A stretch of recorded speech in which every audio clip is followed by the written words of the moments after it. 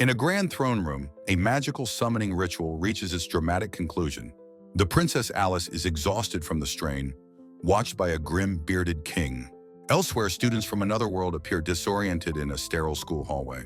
They were summoned here and have been granted incredible power directly from a god. The princess resolves that these four must become heroes to free the imprisoned gods. The summoned youths are sprawled on the throne room floor, utterly bewildered. They cry out in confusion, asking where they are and what is happening. From his throne, the king declares it magnificent that all four have arrived. Akatsuki wonders what is going on and who the regal man before them is. A dark-haired girl, Erica, looks on with concern, asking if everyone is all right. Attendants rush to Princess Alice, confirming the ritual's success and urging her to rest. The princess weakly addresses her father, the king, as she is helped away. The king praises his daughter's hard work, telling her to recover her strength. The blonde boy Seiji stammers, trying to comprehend their unbelievable situation. The king tells them to be calm, for they have been chosen as heroes. The group questions this, murmuring about being heroes and the existence of gods. The king decides to prove it by having their status displayed for all to see. The chancellor instructs a confused Seiji to use his new insight skill. He reveals Seiji Kirishima's identity and his divine protection from the light god. The long-haired boy, Akatsuki, watches with a sharp, calculating expression. The girl Juna Anima is a follower, already possessing many magical abilities. The other girl, Erika Shirasaki, is skilled in defense and healing the team. The king is overjoyed, clasping his hands and declaring them truly wonderful. The courtiers are relieved, believing peace will come and praying to the light god. They see these new heroes as the saviors of their god in the land of Eva. Suddenly, the chancellor's face contorts in shock, shouting, "What is this?" The three other students are startled by his sudden, furious outburst. He screams for the guards, ordering them to seize the fourth person immediately. Armored guards instantly converge on Akatsuki, their sharp spears leveled at him. His classmates cry out in terror, Seiji shouting his friend's name, "Akatsuki!" The chancellor commands the guards to protect the true hero and his followers. Surrounded, Akatsuki wonders if this sudden betrayal is part of being a hero. Before he can react, he is struck from behind by a crushing blow. His vision goes black as his classmates scream his name in the distance. A memory flashes, him in a kendo dojo, blades crossed with an opponent. His uniform bears the name of his family, Akatsuki, a symbol of his training. His master's voice echoes, instructing him to always take the first move. He tumbles through a chaotic void, his consciousness splintering into fragments. His hand reaches out into the darkness, grasping at nothing. His vision is obscured, his mind lost in the disorienting fall. A fleeting image appears of a girl named Yuna, unconscious on a dirty floor. He awakens, frantically asking where he is and what has happened to Yuna. He struggles to remember, recalling the moments just before he was summoned. He was on the school rooftop, eating lunch alone, while the others were nearby. A brutal memory interrupts, a guard beating him, screaming that he is a sinner. He is dragged through a dark dungeon, bound in heavy, clanking chains. His face is obscured by shadows, his head bowed in the oppressive darkness. His eyes are barely visible beneath his long hair, lost in despair. The dungeon corridor is a grim, sketch-like vision of decay and hopelessness. He feels Yuna's presence, certain she must be somewhere in this terrible world. A demonic-looking cellmate snarls, telling him not to dawdle. The creature curses their situation, wondering what their captors are planning. A rat scurries by as he questions why the four of them were chosen. Elsewhere, a guard named Stella rages at the absurd, game-like nature of her world. She recalls watching Princess Alice perform the very ritual that summoned them. She identifies herself as Stella, a guard for Lady Fialia, tasked with the sinners. Suddenly, a warm, gentle presence envelops her, asking her to wait. She wonders what the feeling is as a voice warns her not to approach. The aura feels familiar, like Yuna's, and she offers to explain the situation. A powerful voice commands the blindfold be removed, and a brilliant light erupts. A beautiful woman in a white cloak stands revealed as Akatsuki is unmasked. Akatsuki peeks from his blindfold just as it is violently torn away. The woman, Fialia, announces that she has finished inspecting his status. She introduces herself as Fialia Laguertel, ruler of the Labyrinth City, Helsia. The two are left facing each other on the cold tiled floor of the dungeon. Fialia issues a direct order to remove Akatsuki's handcuffs and blindfold. A guard roughly yanks the blindfold from Akatsuki's head, showing no care. The moment he is free, Akatsuki lunges forward, grabbing Fialia's collar. His face a mask of anguish, he demands to know where Yuna is. Fialia is shocked by his sudden aggression, calling out his formal title. Her knight, Stella, draws her sword, declaring his insolence unforgivable. Fialia calmly intervenes, telling her knight Stella to sheath her weapon. She apologizes, stating she doesn't know Yuna, and asks to speak peacefully. Akatsuki insists he felt Yuna's presence right there in front of him. He argues it wasn't a dream. He is certain she was there just moments ago. The Chancellor bristles with rage as Akatsuki dismissively calls him a little monk. In a blur of motion, Akatsuki disarms a guard and seizes his longsword. Fialia and Stella gasp in shock at his incredible speed and violent action. A sharp clang rings out as Fialia's blade meets his in a shower of sparks. She effortlessly parries his wild swing, her expression calm and focused. They are locked blade to blade, their faces inches apart, eyes blazing with intensity. Fialia's gaze is steady, her expression a mixture of surprise and resolve. She holds him at bay, her eyes narrowed in fierce concentration. The disarmed guard, Kenshi, roars in anger and moves to subdue Akatsuki. Kenshi lunges forward, grabbing Akatsuki from behind to restrain him. He shouts that he will crush the jaw of this disrespectful brat. Fialia yells at Kenshi to stop, taking full responsibility for her carelessness. Her eyes are wide with concern as she commands her guard to stand down. She pins Akatsuki, telling him his reckless actions are unbecoming of a sinner. Akatsuki thrashes beneath her, screaming and demanding to know who they are. Fialia listens with a concerned expression as he asks where the others are. She tells Akatsuki that she is fine and will answer all of his questions. She begins her explanation, addressing him formally by his full name. She reveals they are far from the castle in the labyrinth city of Helsia. Akatsuki is stunned, repeating that they are in a completely different city. Fialia explains he is being questioned for treason against the kingdom's god, Shin. He furiously dismisses their talk of gods and salvation programs as nonsense. Fialia retorts that he is only alive because of that program, his status proving his sin. Enraged, Akatsuki dares her to show him this proof, to show him his status. A glowing screen materializes, displaying his name and the divine protection of the Void God. Akatsuki looks up, his face a mask of weary shock and disbelief. Fialia declares she will repeat her judgment for him one more time. She activates a salvation program, ordering him to conquer the Void Labyrinth. The scene shifts as the hero Seiji bellows for the assembled sinners to listen. The Chancellor introduces Lady Fialia, a person the sinners should feel honored to worship. Akatsuki glares, thinking they must prove their worth if they wish to see sunlight again. The mission to conquer the Void Labyrinth is officially declared to have begun. The condemned prisoners look up from the courtyard, their fate now sealed. The men erupt in anger, questioning this ridiculous mission and the lady who commands it. Akatsuki silently agrees with their outrage, his expression grim and resentful. He wonders why he was singled out, certain the others are being treated differently. In a lavish room, Erika marvels at the delicious cakes as Yuna encourages her. But Seiji, the hero, cannot enjoy the feast, his mind filled with worry. Inside Lumerio's castle, he wonders aloud if Akatsuki is going to be okay. He questions how the two girls can eat so casually while he is so anxious. Erika smiles reassuringly, certain Akatsuki is fine because of his past help. Seiji remains agitated, overwhelmed by the strangeness of their new world. Juna mooses that the salvation program can't be a death sentence, so he's fine. Back at the labyrinth, the Chancellor's face melts into a grotesque, venomous sneer. Akatsuki and the other prisoners look up at the self-righteous authorities. His eyes widen in horror, reflecting the brutal reality of his situation. The knight Stella places a hand on her sword, ready to enforce order. She declares that any disobedience will be dealt with in an instant. The crowd of prisoners recoils in absolute terror at her cold promise.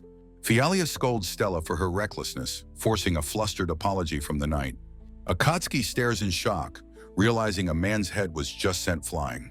The headless body of a prisoner serves as a brutal, final warning to the crowd. Stella points commandingly, announcing she will now explain the program's details. The Void Labyrinth is revealed, a massive structure created by an evil god. Sinners must use only the items provided to conquer all 100 floors. Any who try to escape will be led to their death by a curse. This, he is told, is the merciful salvation granted to them by the gods. The prisoners complain about their tattered equipment, questioning this so-called salvation. Akatsuki once again finds himself in silent, bitter agreement with the others. He knows arguing is pointless after seeing the authorities' blatant favoritism. With a heavy sigh, he accepts that he has no other choice but to play. He steels himself, understanding that he must simply do what must be done. He steps alone into the yawning, dark maw of the Void Labyrinth. He finds the atmosphere unsettling and wonders how to access his game-like status. An exclamation mark signals a sudden flash of intuition, a primal instinct. He instinctively assumes a defensive stance, his kendo training taking over.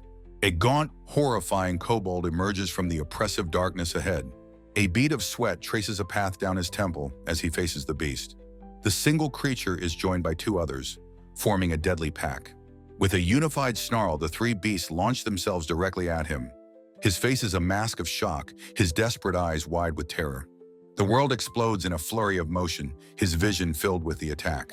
The scene shifts to a temporary camp on the labyrinth's 15th floor. Stella questions the need for a salvation measure for death row sinners. She believes the entire measure is an anomaly, a strange pretense of mercy. Fialia agrees, stating there is no need to pretend it is a kindness. Her male guard comments that she is being far too gentle with them. Fialia confesses she is not kind, but is using them for selfish ambitions. She admits that she lacks both the time and the power to succeed alone. Stella is asked for a status report on their current situation in the cavern. Her spirit value of 1400 means the 15th floor is her absolute limit. Her guard laments that they can't even properly clear a single floor at this depth. She recalls struggling immensely even on the shallow 3rd floor of the labyrinth. She knows her father would never approve of her ruthless, immature proposal. Even with their gear, she knows conquering 100 floors is impossible for them. Stella asks why she pushes herself so hard, why her father won't approve. She cannot show weakness as a royal daughter, even if she desires adventure. Suddenly, the transfer crystal begins to glow with an impossible, brilliant light. Both Stella and Fialia are stunned, their eyes wide with disbelief. Stella shouts that someone has reached the crystal, which should be impossible. Before they can react, a savage roar rips through the entire cavern. Stella screams in terror as a massive demonic beast attacks their camp. The beast is sent reeling back by a powerful, intercepting blow. Fialia's eye widens in shock as she witnesses the impossible rescue. A dark, cloaked silhouette stands before them, a beacon in the gloom. It is Akatsuki, battered and weary, but undeniably alive and defiant. He looks at the noble lady in her group, his expression steady. Fialia can only whisper his name, a mixture of shock and awe. The 3rd chapter begins titled, He Who Challenges the Labyrinth. Stella says he will surely die, but Fialia notes the frantic kobolds he attracts. She admits that she has been using the monsters he attracts to level up. He accomplished in 1 hour what took them half a month to achieve. Her eyes reflect the undeniable truth. He is an anomaly who defies all logic. He is the sinner summoned from another world, a being of impossible will. She has been watching him, observing his lonely, harrowing journey through the dark. A low growl echoes in the darkness, a constant reminder of the danger. An image of the Chancellor screaming in agony flashes through her mind. The jarring, unexplained vision leaves her shocked and deeply unsettled. In the present, Akatsuki's hand tightens on his staff as he fights. He shouts at Stella to get back while fending off another monster. Fialia calls out his name, trying to get his attention amidst the chaos. He whirls around, his body coiled and ready to strike at any threat. Seeing them, he slowly lowers his staff, though his stance remains wary. He is still on high alert, his senses honed by weeks of survival. Her guard mutters that it should be impossible for a mere sinner to be here. Akatsuki looks down at his own hands covered in cuts and bruises. He takes a tentative step forward towards Fialia and her guards. He holds out his wounded hand, asking if she can lend him a hand. Fialia takes his offered hand, her touch surprisingly gentle and warm. She intones a prayer, bestowing the power of healing upon his wounds. With a cry of heal, a brilliant, warm light envelops them both. Akatsuki watches, stunned as the light mends his broken skin. The cuts and scrapes on his hands vanish in an instant. His skin knits itself back together, leaving no trace of injury. He looks at his perfectly healed hands, then up at her, a question in his eyes. With a gentle smile, Fialia reassures Akatsuki that his wounds are now healed. He looks at his mended hands, his expression serious as he addresses her formally. Akatsuki's gaze remains fixed, his mind already moving past his own physical state. Looking down at his hands, he quietly asks her if the ordeal is finally over. A blush dusts Fialia's cheeks as a small surprise sound escapes her lips. She apologizes for the interruption, announcing the healing is complete as Akatsuki stands before her. A close-up on Akatsuki's eye reveals a weariness that belies his sharp focus. Fialia looks on with concern, while her guard Kensei remains stern and suspicious. Akatsuki asks about the others, but Fialia states there is no need to show them pity. His gaze sharpens as he asks the most important question. Are the other sinners alive? Fialia's expression becomes troubled, hesitating before delivering the grim news. Looking away from him, she admits that no one else has arrived yet. Akatsuki's eyes widen in shock, realizing their fates have not even been confirmed. The knight Kensi angrily declares that a sinner has no right to ask such questions. Fialia counters, insisting Akatsuki earned the right to answers by reaching the 15th floor. She turns to him, conceding that he can speak freely and deserves their respect. Akatsuki accepts her terms, his face still smudged with the dirt of his long battle. Fialia looks at him with a new understanding, agreeing with his assessment. He shifts the topic to strategy, asking if the illusions grow stronger as they descend. She explains the rule. One's spirit value must be 100 times the floor number. The explanation continues, noting that the illusions naturally intensify on deeper floors. Akatsuki quietly processes this crucial piece of information, his expression unreadable. He then turns the question on them, asking for their individual spirit values. Fialia admits hers is 1420, while a proud Kensei states his is 1750.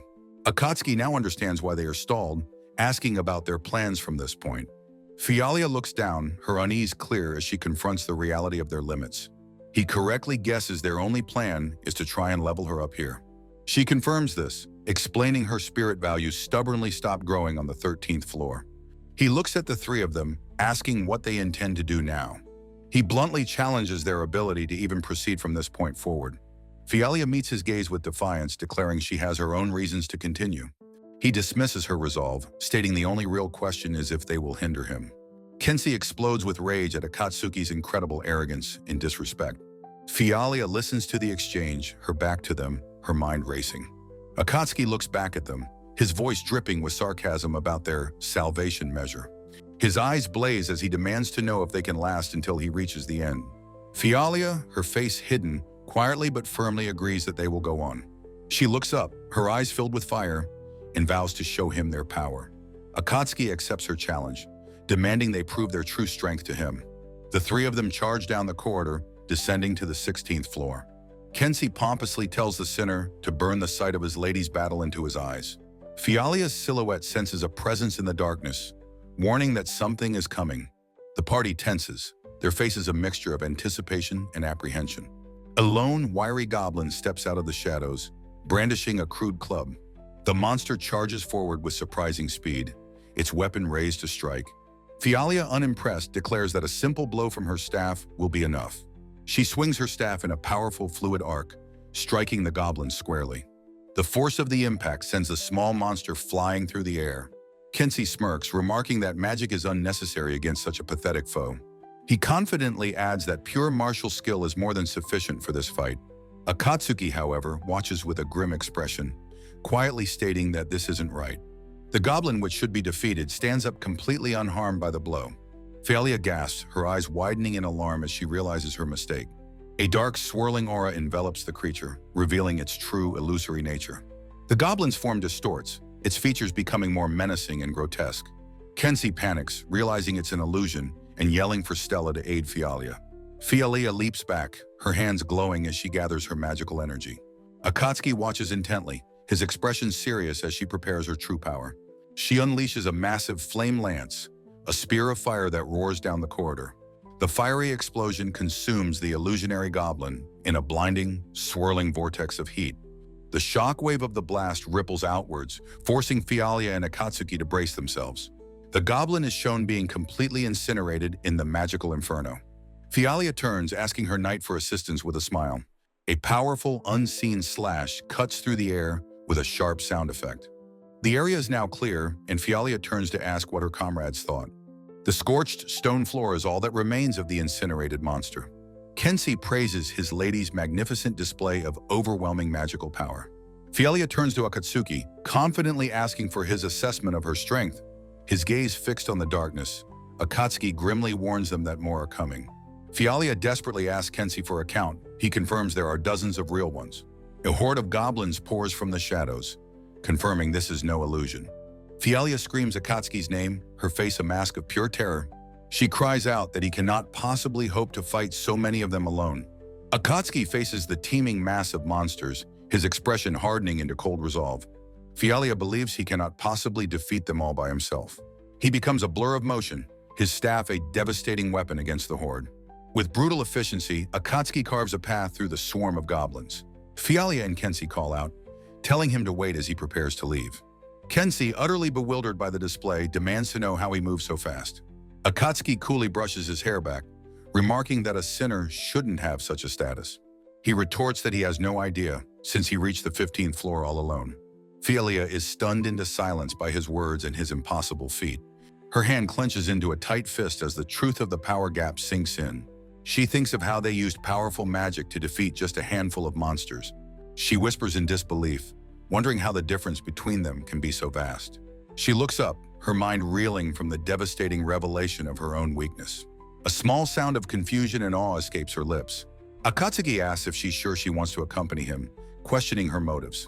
Fialia dismisses the details of the salvation program, but Kenzie objects to her familiarity. She looks at Akatsuki with a bright, determined smile, addressing him by name. In a shocking gesture, Fialia bows deeply, pleading for his strength. The chapter ends with Akatsuki and Kensei staring in stunned silence. A flashback begins with Fialia's desperate voice crying out, "Why am I not good enough?" A younger Fialia confronts her father, declaring her duty to lead the adventurers of Helsia. Though Stella tries to calm her, Fialia vows to conquer the labyrinth to prove her worth. Back in the present, a determined Akatsuki announces their departure for the next floor. Fialia looks up at him, her face radiant with a newfound hope, calling his name. Suddenly, a massive, grotesque hand smashes through the cavern wall, seizing her. She lets out a small cry of terror as the hand closes around her. The huge hand lifts her effortlessly, her face a mask of pure shock and fear. A massive, monstrous hand smashes through the stone, grabbing Fialia in its crushing grip. Kenzie's eye widens in horror as he screams his lady's name in pure terror. The full beast is revealed, a hulking, horned ogre holding Fialia like a doll. Kenzie, utterly stunned, demands to know what this massive creature is. He panics, wondering how it forced its way into this narrow 16th floor passage. Akatsuki, his expression hardening, identifies it as the boss from the 20th floor. His words hit Kenzie like a physical blow, leaving him gasping in disbelief. Stella realizes they must save her immediately, as they are hopelessly outmatched here. The ogre seems to chuckle, telling them this much is a piece of cake. Its brutish face curls into a cruel, confident sneer. It begins to retreat, dragging its terrified captive with it. Fialia cries out, asking where it's taking her, as Stella calls for Akatsuki. Akatsuki watches its movements while Stella yells at him to wait, calling him a sinner. Kenzie shouts a warning, telling Akatsuki not to rush in blindly. He fears that provoking the beast will only cause it to crush his lady. Akatsuki lets out a weary sigh, accepting the immense responsibility. The ogre lumbers down the dark corridor, its prize held tight. Akatsuki exhales slowly, his resolve hardening for the impossible fight ahead. Kenzie gives the order, secure an escape route and rescue her unharmed. Akatsuki simply tells the knight to leave everything to him. His eyes snap open, a flash of pure focus cutting through the chaos. He explodes into motion, a black-cloaked blur rocketing down the passage. The ogre swings its massive free arm in a powerful, sweeping arc. A close-up shows the ogre's eye, filled with savage, brutal intent. The monster's huge, gnarled fist clenches tightly, ready to crush him. Akatsuki's hand grips his weapon, preparing his countermove. The ogre lumbers forward, feeling its way along the rough-hewn wall. Kenzie watches from a safe distance, sweat beading on his brow. The ogre's powerful bicep flexes as it prepares to deliver a mighty blow. Fialia screams as she is violently swung around by the monstrous beast. The ogre sneers, clearly enjoying the terror of its helpless captive. Fialia covers her mouth in horror, her eyes wide with absolute fear. She sits on the ground, whimpering as the monster growls menacingly. The ogre's massive foot steps forward with a heavy, earth-shaking thud. Fialia looks up, her hands still clamped over her mouth in sheer terror. The brutish monster looms over her, its shadow swallowing her whole. It brings its massive arm down in a devastating, sweeping attack. Akatsuki's hand tightens on his staff, bracing himself for the impact. He intercepts the blow, shouting a defiant war cry to protect Fialia. He calls out, telling her to stay right where she is. He yells at her to stay down and not move from her spot. He lands a powerful blow, saving her from the ogre's crushing attack. The ogre grunts, surprised by this sinner's unexpected resistance. He helps a blushing Fialia to her feet, asking if she can stand. He pulls her up, their hands clasped together amidst the dungeon's chaos. His face etched with concern, he asks her again if she is all right. Fialia gives a bright, relieved smile, confirming that she is okay. Kenzie rushes to her side, desperately asking if his lady is unharmed. Fialia tells Stella she's fine, then tells Akatsuki to go while she stops it. Fialia is shocked, insisting that Akatsuki can't stay and must escape with her. Akatsuki states this was his plan all along, telling her to hurry and go. Fialia stares speechless before declaring that she absolutely refuses to leave him. Stella charges forward, announcing that she is heading in to help. The ogre glares down at the approaching knight, utterly unimpressed. Stella leaps into battle, her staff held high against the massive beast. The ogre's eye narrows as it prepares to swat her away like a fly. It casually backhands Stella, sending her flying through the air. Kenshi screams in horror, watching his comrade fall so easily. Stella is slammed hard against the unforgiving stone of the cavern wall. Kenshi shouts his lady's name in a fit of panic and confusion. A smaller goblin-like creature growls, attacking Kenshi from behind. Enraged, Kenshi roars, telling the creature not to interfere with him. With a furious shout, he punches the goblin, sending it flying. His armored fist connects with the creature's jaw with a sickening crunch. Akatsuki yells out, "You bastard!" his rage directed at the ogre. The ogre's massive head turns, its attention shifting away from the knight. It lets out a low rumbling growl, its focus changing entirely. Akatsuki looks on, confused by the monster's sudden strange behavior. He flashes past Kenshi, shouting at the ogre, "Hey, I'm over here!" He wonders what on earth is happening with this bizarre monster. Fialia watches from the side, a shocking, impossible realization dawning on her. The ogre stands at a crossroads, completely ignoring the stunned Kenshi. Fialia understands with horror that the ogre's true target has been decided. A smaller goblin is dispatched by a guard with a powerful, decisive kick. Kenshi screams his lady's name, seeing that she is now in danger. Fialia lies on the ground, calling for help as Kenshi rushes towards her. Akatsuki points urgently towards a narrow crevice in the wall. He yells at her to put her right hand into the small opening. Kenshi screams that it's no good and for her to escape with him. Akatsuki insists, telling her to do it even if he doesn't know it's safe. The ogre's fist smashes the wall beside Fialia, who screams his name. Fialia runs down the narrow path, panting with exhaustion and fear. She looks back over her shoulder, calling out for Stella and Akatsuki. The ogre corners her at the end of the path, and she screams. The monster charges down the corridor after its cornered prey. Two figures are shown kneeling on the ground in the now empty corridor. The ogre looks around, confused and enraged by what it sees. Kenshi looks on, his face a mask of utter disbelief and confusion. A transfer crystal is shown, glowing brightly in the darkness. The ogre stands alone, swinging its fists wildly at the empty corridor. The party materializes in a brilliant flash of light back at their camp. The transfer crystal pulses, having brought them back to the safety of the 15th floor. They collapse onto the stone floor, exhausted and completely disoriented. They are indeed back on the 15th floor. Kenshi curses his own foolish weakness. Stella helps Fialia up, asking if she's okay. Fialia just needs a moment. Fialia gasps for breath, trying to recover from the terrifying ordeal. She sees Akatsuki standing calmly and asks if this was his doing. She recalls the strange moment the king goblin seemed to lose sight of her. Akatsuki looks weary, a bead of sweat tracing a path down his temple. The party stands together once more, having survived the impossible encounter. Fialia, her face a mask of awe, asks if this is Akatsuki's divine ability. Exhausted, Akatsuki closes his eyes and confirms that she is exactly right. Stella, the proud knight, stares in utter shock at this impossible revelation. He gives his power a name, the divine protection of the void god's pupil of the void. The 5th chapter begins as Stella repeats the name in disbelief. Akatsuki explains it's a unique ability, recorded in his status for some reason. Fialia understands recalling her own unique ability is a gift from a god. Her own status reveals her power is the divine radiance of healing. She asks Akatsuki if she can please confirm his status for herself. Stella objects fiercely, warning her lady not to trust a sinner with such information. Fialia cuts her off, declaring that his status as a sinner is completely irrelevant. She reminds her knight that Akatsuki is the only reason they are still alive. Stella knows her lady is right. Without him, they would have already perished. She clenches her gauntlet, the undeniable truth of his power sinking in. Fialia holds up a hand, telling her knight to wait and listen. Akatsuki asks what an evil god's divine protection is. He only heard void god.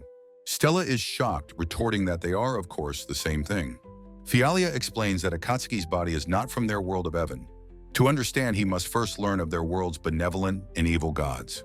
The weight of this new, complex reality begins to press down on him. Fialia suddenly stumbles, and Stella rushes to support her worriedly. Akatsuki suggests they rest, knowing he is also at his absolute limit. He tells them to stay put while he scouts the immediate area alone. "What did you say?" Stella shouts, forbidding him from acting on his own. She argues that everything is based on status, and he has his pupil. She tells a faltering Fialia that in his state, he'd only be a hindrance. The harsh assessment causes Fialia to flinch, her confidence shaken. Suddenly, Akatsuki grabs his neck, the curse in his iron collar activating. A jolt of agonizing pain rips through his body with blinding speed. He stumbles to his knees, crying out as the magical energy surges. Fialia sees his agony and calls out his name in alarm. He screams, his body convulsing violently from the collar's powerful magic. The force of the magical shock lifts his bare feet from the ground. Stella, her face a mask of pure fury, lunges towards him. She grabs him by the collar, lifting him effortlessly into the air. "Stella!" Fialia screams, demanding to know what her knight is doing. Stella snarls, her face contorted with righteous rage and deep suspicion. She accuses him of endangering her lady, ignoring Fialia's desperate pleas. Her armored gauntlet glows as she channels her power into the curse. She roars that even if his sin is absolved, his crime is unforgivable. She will never forgive him for putting her beloved lady in danger. Her voice rises to a furious shout as she prepares to execute him. "Sinner," she spits, her judgment swift and merciless. She demands to know what other secrets he is hiding from them. Fialia grabs her arm, crying out for her to stop, fearing he will die. "Please," she begs, her voice cracking with desperation and fear for Akatsuki. The raw emotion in her lady's voice finally cuts through Stella's rage. "I'm fine," Fialia insists, gently calming her loyal but misguided knight. Stella's grip finally loosens, the malevolent glow fading from the collar. Akatsuki collapses to the ground, gasping and convulsing from the magical assault. Fialia rushes to his side, calling his name in profound concern. She kneels, apologizing profusely for Stella's terrible and reckless actions. Still struggling for breath, Akatsuki tells her to calm down first. Fialia gently asks if he would please answer Stella's earlier question. He takes a deep breath, remembering what sparked the knight's violent outburst. He recalls using his unique skill on the glowing transfer crystal nearby. Stella and Fialia are shocked to learn he had already seen their statuses. He explains he used his insight skill right after she healed his hand. Stella points an accusatory finger, insisting to her lady he can't be trusted. Fialia looks confused, her mind trying to process this new revelation. She asks why he would help them if he knew their stats were so poor. To prove his honesty, Akatsuki proposes a simple test of truth and lies. Stella is told to whisper a lie, but tell Fialia the real number. Stella whispers the number 4 into his ear, attempting to deceive him. "It's a lie," Akatsuki declares instantly, stunning the proud knight into silence. He correctly identifies both the lie and the 2 true numbers they chose. He asks them if they now understand what he is trying to tell them. He explains his pupil of the void allows him to see through deception. He knew they were not lying about their resolve to conquer the labyrinth. Fialia's face softens, realizing with a blush that he had trusted her. Akatsuki then points out a strange detail he noticed on his own status screen. At the very bottom, there is a separate section labeled Divine Protection. Yet he notes her own status lacks this section entirely, which is odd. Fialia admits she doesn't know why. It is a mystery that plagues her city. She explains that all humans receive a god's protection and power at birth. Akatsuki sits, realizing his evil god is the source of his suffering. He asks if Fialia would be treated the same way if her god were evil. Fialia looks at him with sincere, tear-filled eyes, her expression soft. She declares that she judges him by his character, not as a sinner. Her words forge a new, profound, and unspoken bond between the two of them. Akatsuki steers the conversation back to strategy and his pupil of the void. Stella asks incredulously if he really used it on all the previous floors. He confirms it, recalling his first battle against the swarming kobolds. Fialia realizes they can combine their powers, creating a powerful new tactic. Stella is shocked as Fialia explains they can become invisible to their enemies. A brilliant, determined smile lights up Fialia's face as she understands. She recalls using her own illusion magic to escape the King Goblin's grasp. Akatsuki nods, understanding that their abilities can work in perfect tandem. Fialia clenches her fists, acknowledging her low stats but vowing to fight. She declares her desire to conquer the labyrinth in a way that helps him. Akatsuki looks at her, a silent question forming in his mind. He tells her plainly that he never once said she was weak. He then turns his gaze to her knight, clarifying his earlier, harsh statement. Fialia is utterly bewildered, wondering why he is singling out Stella. Akatsuki's logic is brutal. Status is everything, and Fialia is essential. Stella glares, retorting that she doesn't need a sinner to tell her that. But his words have hit their mark, her fierce pride clearly wounded. Fialia looks at her knight, still confused by Akatsuki's cold assessment. Akatsuki explains that in close combat, her stats are lower than theirs. He assigns her a new role with quiet, unassailable authority, rear support. Fialia outlines her new strategy, offering to become a decoy and provide support. Akatsuki agrees with a simple nod, telling her to proceed as she did before. Stella stands by, listening to the radical new plan that will redefine her role. With wide-eyed disbelief, she asks if a guard like her is to be supported. Humbled, she accepts the command, agreeing to obey her lady's wishes. Fialia discovers a supply box, a welcome boon for their under-equipped party. Fialia's status is revealed. She is a powerful level 47 mage and healer. Stella is shown to be a level 60 knight, a formidable physical warrior. Akatsuki's status is an anomaly, low level, but with an immense reality-defying spirit. Stella begins to make a heartfelt vow of loyalty to her beloved lady. She finishes her promise, vowing to always remain by Fialia's side. Fialia, blushing, happily agrees, promising they will always be together. Akatsuki cuts them off, his voice a low command as he grips his staff. Let's go. The team stands ready, their mission clear. The subjugation of the King Goblin. The scene shifts, leaving the dark labyrinth for the bright open sky. In the peaceful Lumerios kingdom, two lovebirds chirp happily on a branch. Their idyllic moment is shattered by a sudden, violent crash. Somewhere in a sun-dappled forest, the sounds of battle echo through the trees.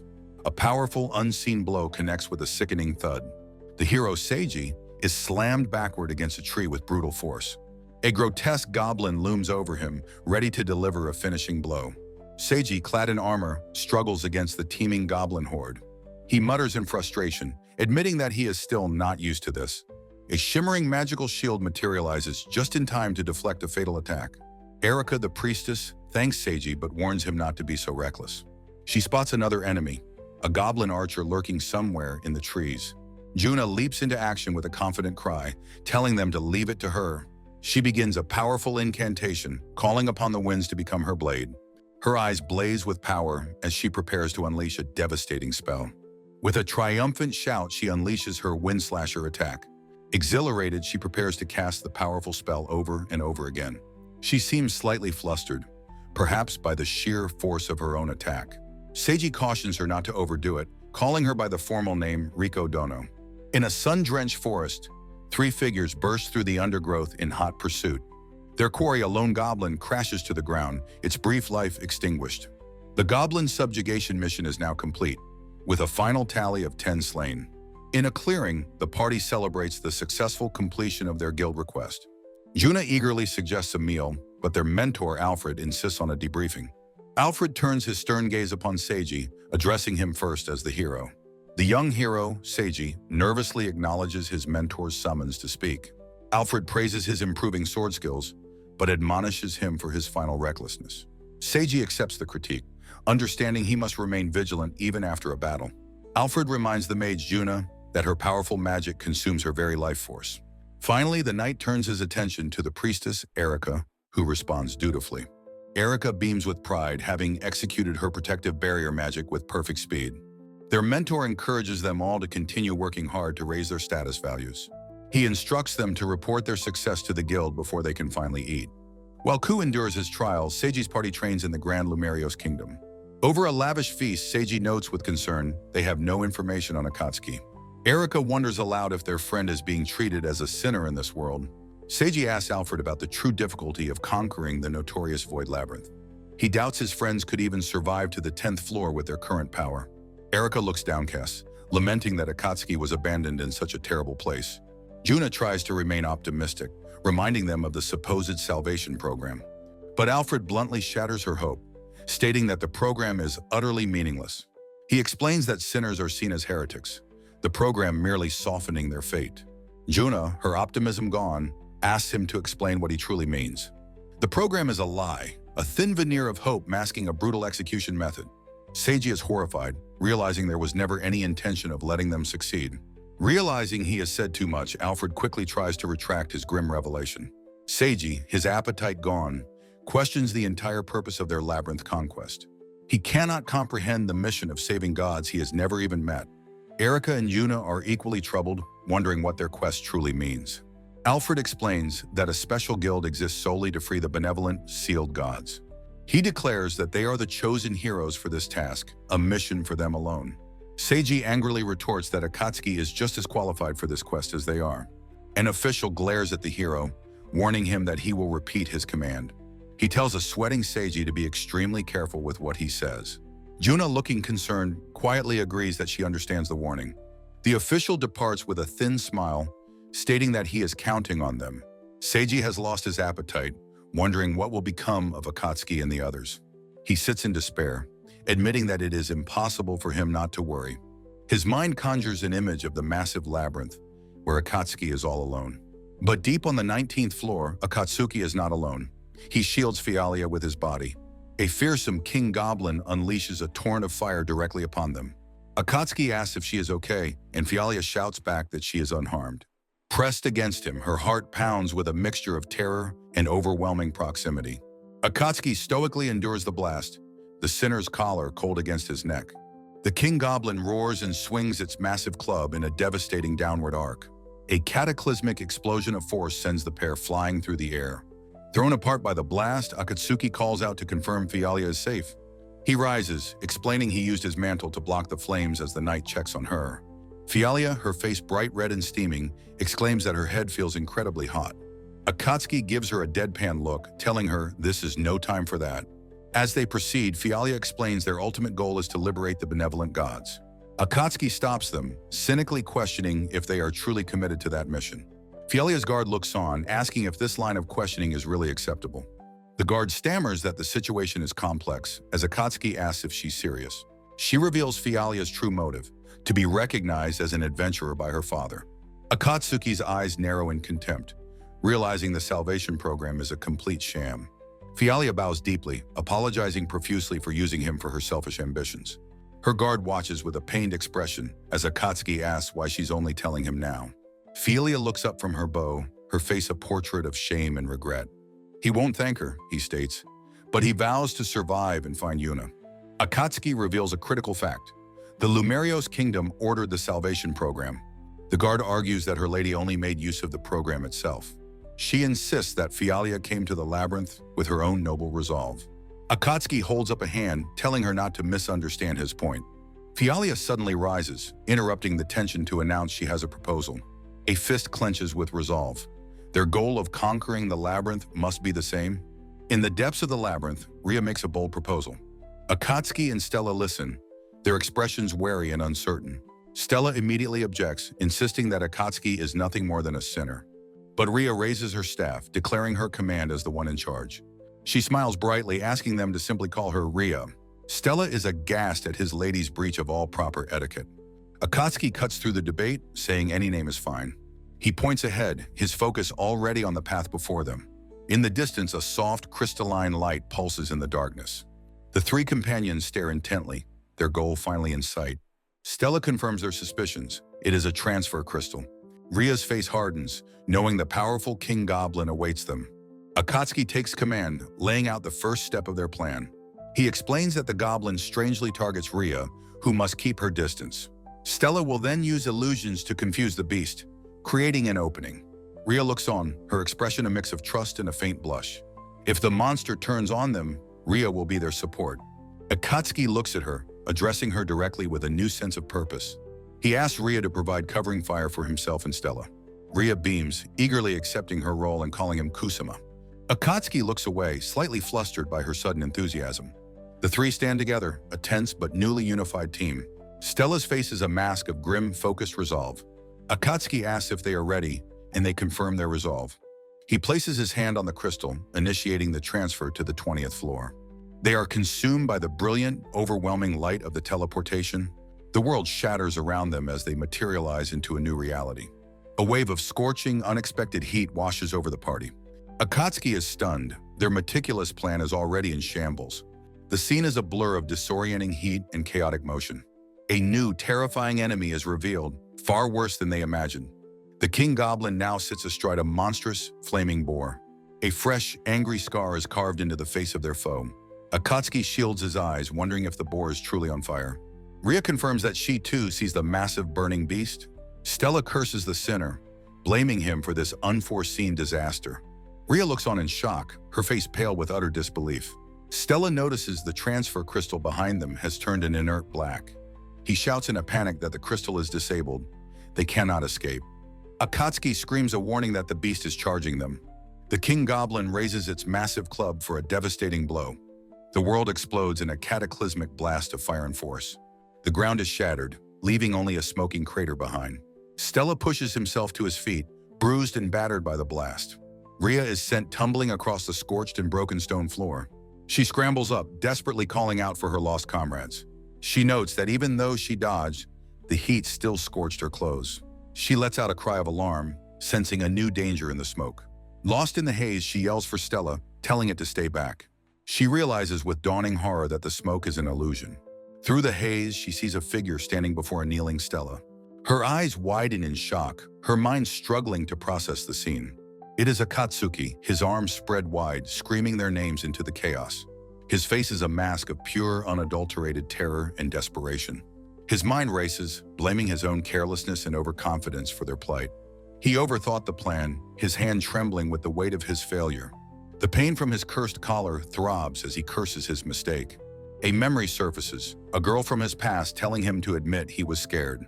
He recalls the harsh but necessary discipline of the kendo dojo. The girl holds a bamboo sword, a symbol of their shared past. He can still hear her voice, a constant presence in his memory.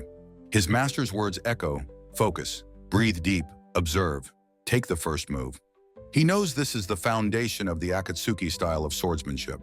He grits his teeth, telling the memory to shut up. He remembers. His panic gone, he charges back into the disorienting, illusory smoke. Sweat drips down his neck as he focuses his senses completely. He hears a faint sound, and understands his own powers being used against them. He curses, realizing his pupil of the void has made them vulnerable. Elsewhere, Stella charges what he believes to be a goblin in the smoke. He raises his sword, preparing to strike the shadowy figure. His face is a mask of fierce, unwavering determination. He roars that he can see the goblin and swings his blade. His attack is parried with impossible ease by Akatsuki. Stella is stunned that a mere goblin could defend against his attack. Akatsuki snarls back, demanding to know who he is calling a goblin. They are locked blade against sword as Stella realizes the illusion's power. He stares in utter confusion, his mind struggling to process the scene. He sees Rhea behind Akatsuki and understands they are both fighting the same foe. Akatsuki and Stella stand together, their confusion giving way to resolve. The illusion shatters, revealing the true, terrifying enemy before them. Rhea asks what that thing is, telling them to explain. Akatsuki's eyes narrow as he uses his insight to see the truth. The King Goblin's status appears, a formidable level 45. The Inferno Boar's status is revealed, a staggering level 52. He realizes with horror that this is the boss of the 30th floor. The Inferno Boar lets out a deafening roar, preparing to charge. Its massive, flaming tusks gleam in the dim light of the cavern. Its maw opens in a terrifying, primal scream of pure rage. The beast thunders towards them, a wave of fire and fury. Stella takes command, ordering Akatsuki to go and find Rhea. His face is a mask of desperate resolve as he screams, "Go!" Stella dashes off to protect his lady, apologizing for his earlier weakness. He calls out for his lady, searching for her in the chaos. Akatsuki is left alone to face the behemoth, his mind focused. He stands his ground, ready to meet the monster's furious attack. His silhouette is a stark, lonely figure against the wave of fire. He takes a deep breath, his kendo training grounding his spirit. He observes the beast movements, searching for a single weakness. He dodges the boar's reckless charge with breathtaking agility. He sees the opening created as the beast tries to change direction. Amidst the searing heat, a voice screams a desperate command to dodge. Akatsuki needs only a few precious seconds to find his opening. He unleashes his attack, vowing to cut the beast down. His face is a mask of pure, unadulterated focus. From afar, Stella cries out for her lady, her voice lost in the chaos. As a new chapter begins, he prepares his family's signature martial art. The name of his technique echoes in his mind, triple slash. The Inferno Boar, a living engine of destruction, charges forward with a roar. With breathtaking speed, Akatsuki sidesteps the initial, devastating assault. The first move, Flash, is a blindingly fast strike against the beast's flank. The monster recoils, squealing in a mixture of pain and shock. Without pausing, he prepares his hands for the second powerful blow. The second move, Strike, crashes down with bone-jarring force. The boar staggers, its momentum completely broken by the relentless assault. He tightens his grip, preparing for the final, decisive attack. He raises his staff high, his body coiled with potential energy. The third move, Sever, is a cleaving blow meant to cripple and end. The final strike lands true, shattering the beast's leg. The sheer force of his attacks cracks the monster's flaming tusk. Akatsuki is stunned for a moment, realizing the impossible feat he's accomplished. The boar's eye widens in agony as it begins to fall. Aboard its back, the king goblin's eye blazes with pure fury. Akatsuki's form wavers, dissolving into a subtle, shadowy illusion. The ground beneath the beast shimmers, a clever deception for its weary eyes. Losing its footing on the false ground, the monster crashes down. The great inferno boar is finally brought low, its charge finished. The king goblin roars, enraged at being so thoroughly outmaneuvered. Akatsuki confirms that his pupil of the void worked perfectly. He reflects that his martial arts are incredibly effective in this new world. He recalls the first tenet, Flash, the ultimate quick draw to create an opening. The second is Strike, turning an opponent's own momentum against them. The third is Sever, a merciless blow to exploit the created weakness. He realizes these old skills are now part of his new status. He reflects that his dojo skills are standard, but their power here is different. Thanks to this power, he thinks, he was able to shatter the beast's huge tusks. Now that the beast can only see him, throwing it off balance will be easy. He vows to relentlessly attack the creature's slender, now exposed ankle. With a look of pure, cold focus, he commits to pressing his advantage. The massive inferno boar is thrown off balance, crashing heavily to the ground. The king goblin, its mount defeated, looks on with stunned disbelief. Its shock quickly transforms into a burning, murderous rage as its eyes snap open. With a powerful leap, the goblin launches itself from its fallen steed to attack. It lands with a heavy thud, its powerful legs coiled to charge forward. Akatsuki ignores the new threat, trusting his comrades to protect him from the goblin. Ria watches him, her heart pounding with a mixture of terror and utter awe. Her mind floods with memories as she recalls stammering helplessly before her father. The imposing figure of her father, the ruler of Helsia, stands before her. A close-up of his stern, disapproving face fills her memory with dread. She remembers being able to do nothing but whisper his title in fear. Her father coldly notes that her face reveals her struggles in the labyrinth. He reminds her that he had told her this quest would be impossible. He calls her a noble daughter, unsuited for the company of boar-like brutes. Her association with adventurers, he says, has disgusted her royal suitor. He delivers the final, crushing blow. She will never become an adventurer. Ria flinches, his devastating words shattering her spirit and her dreams.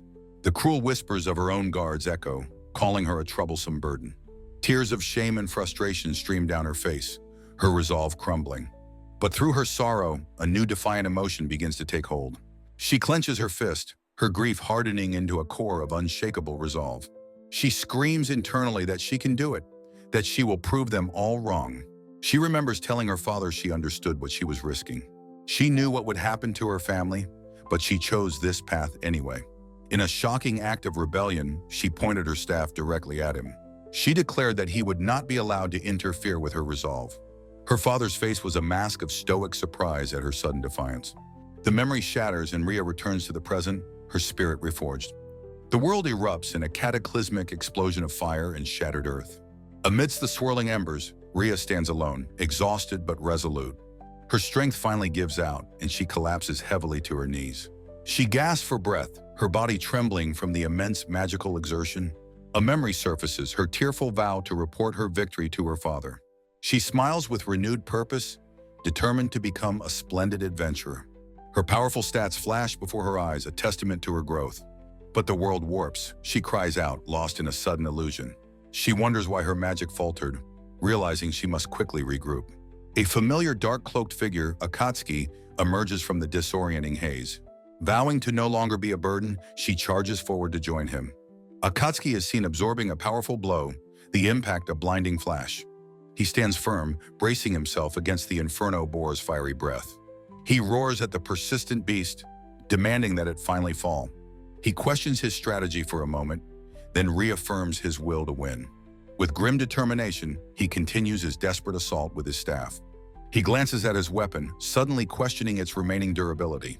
He realizes with dread he never checked how long the wooden staff would last. Ria watches, thinking him naive to fight such a monster with a mere stick. The king goblin seizes the opportunity, its club descending upon Akatsuki. His staff shatters and a look of shock crosses his face. He is forced to retreat, carrying the now unconscious Ria over his shoulder. His face is a mask of pure desperation as he flees the monstrous foe. Ria is limp on his back, completely unresponsive to the chaos around her.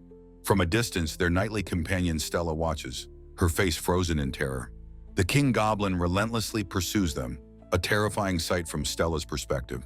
The monster's attack slams into the ground, causing the cavern floor to erupt. Akatsuki is thrown by the blast, trying to shield himself from the debris. He crashes hard onto the stone, his body contorted from the violent impact.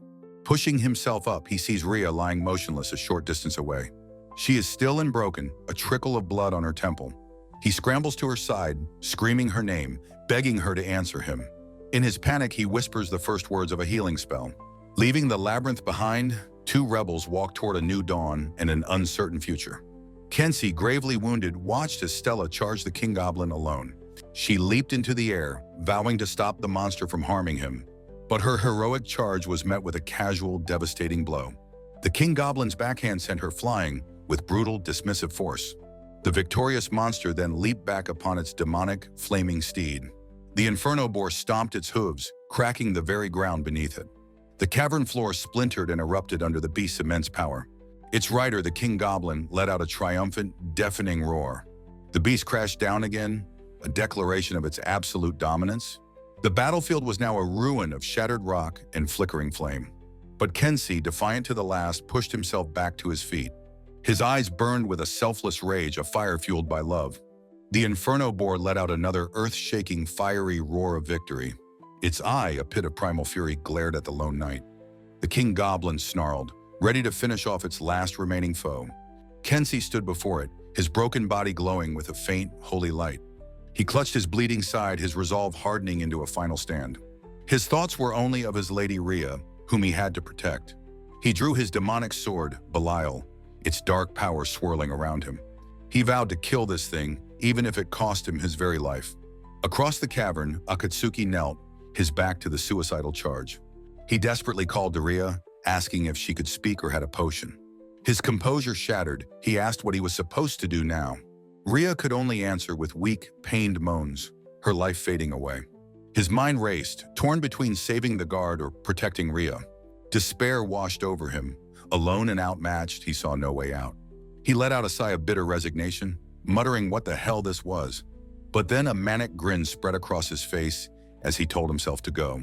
Ria stirred, her consciousness returning for a moment to whisper his name. He turned to her, his expression a mask of shock and desperate concern. With her last breath, she urged him to go on ahead, to save himself. Her selfless plea pushed him to his limit, his mind crying out for Yuna. But it was Ria's presence that answered, solidifying his new resolve to fight. Ria's memory flashes with her vows to conquer the labyrinth and see Akatsuki's true self.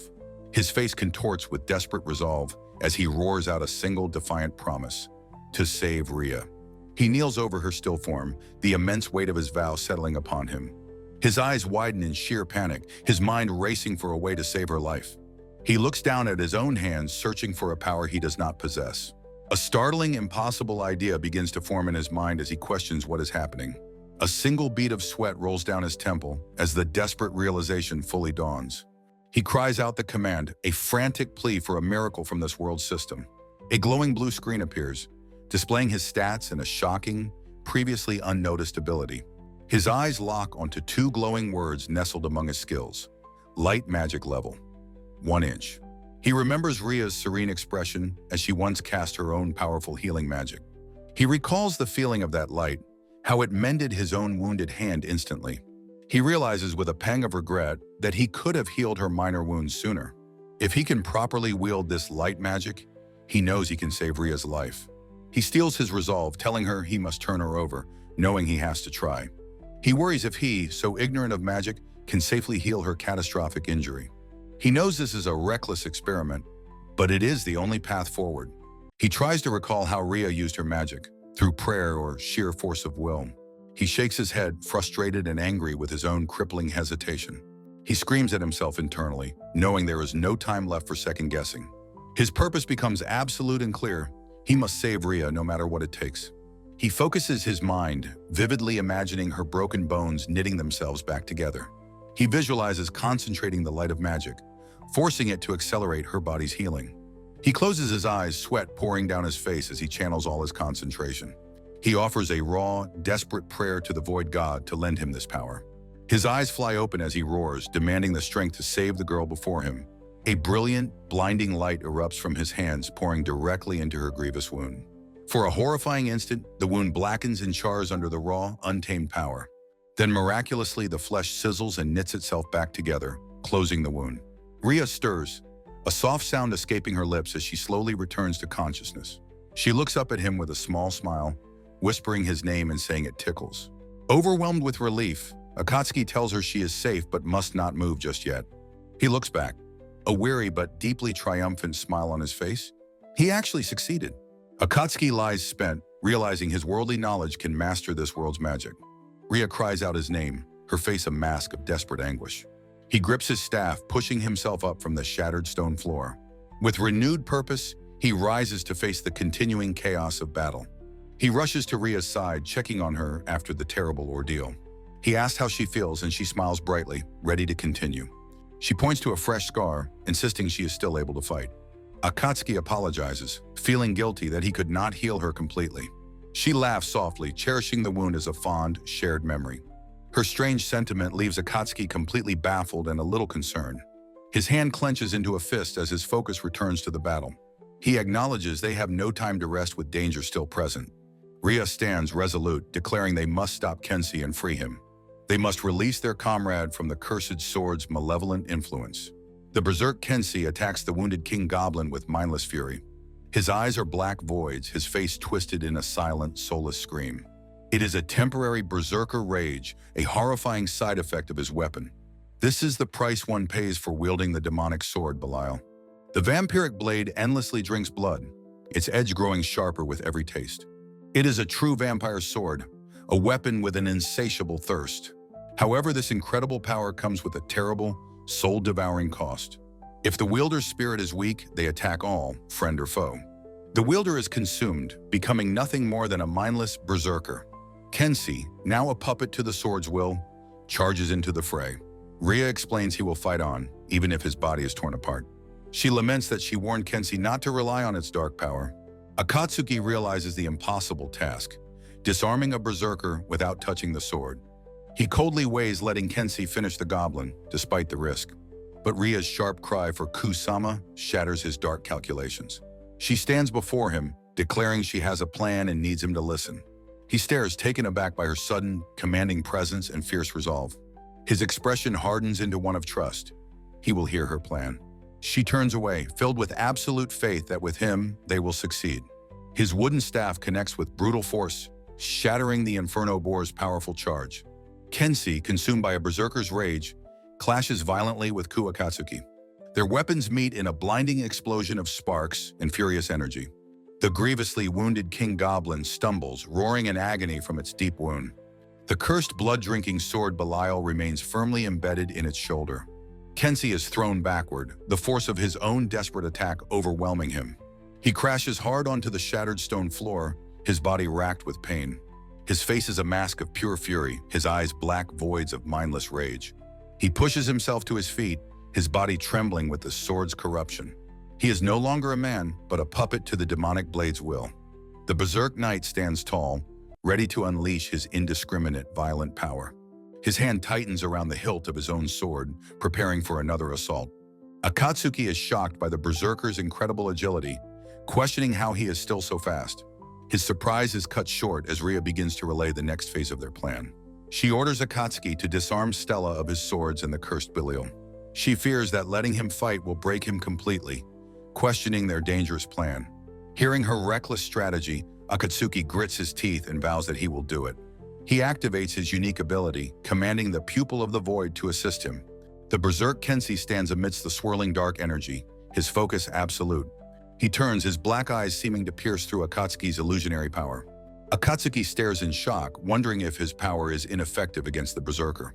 He suspects the demonic sword's power is interfering with his own unique ability. Ria warns that in this state, Stella is far stronger than Kusama might think. She insists on Stella's strength as Akatsuki struggles to block a powerful blow. Akatsuki's simple staff strains against the force of the knight's demonic strength.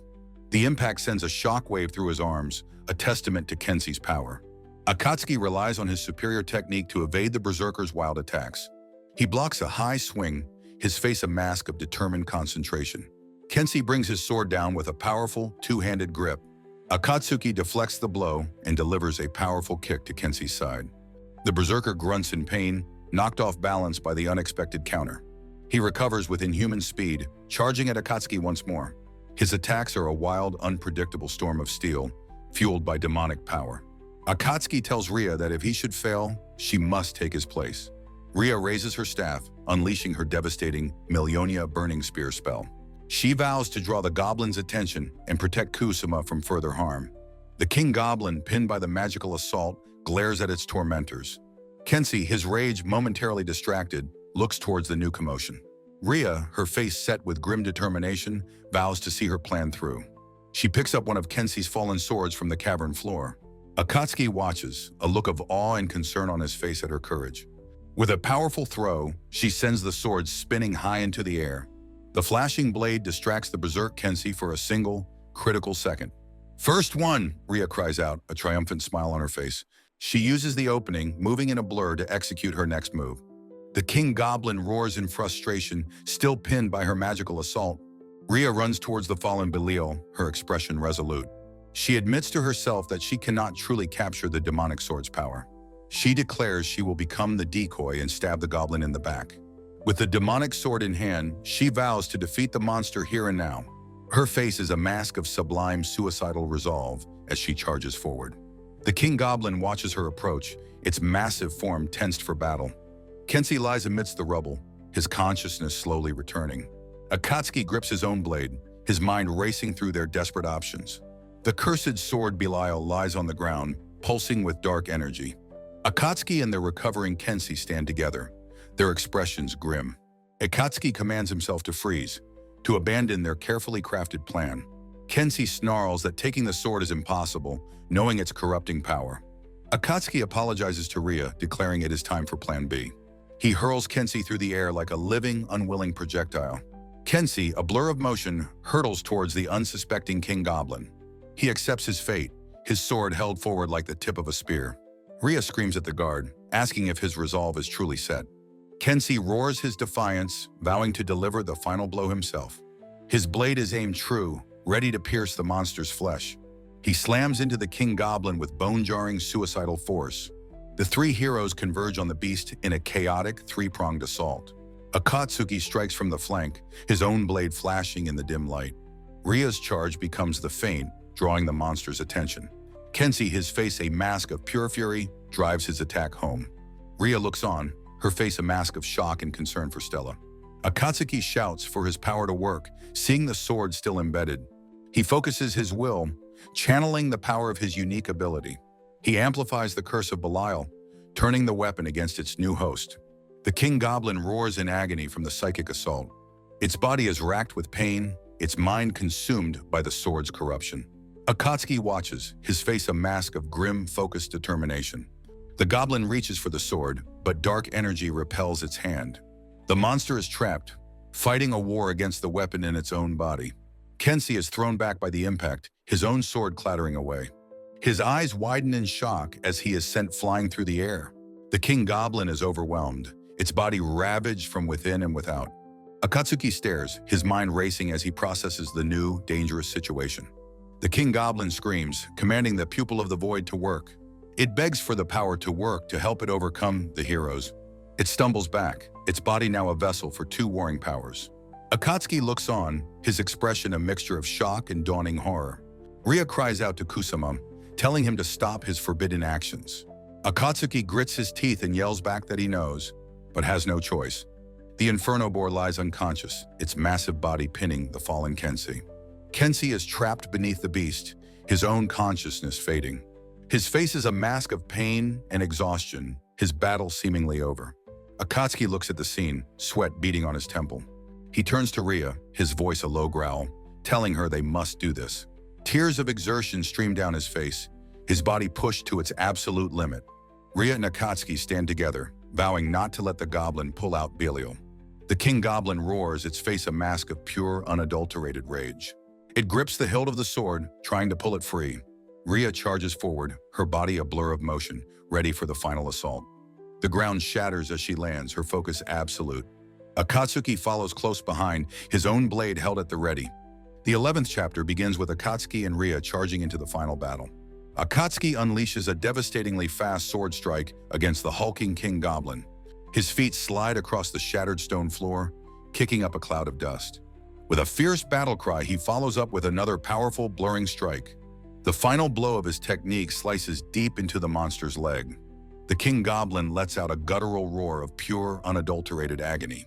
Akatsuki looks on with a grim smile, his attack a clear success. The monster's massive foot slams down, shattering the cavern floor around it.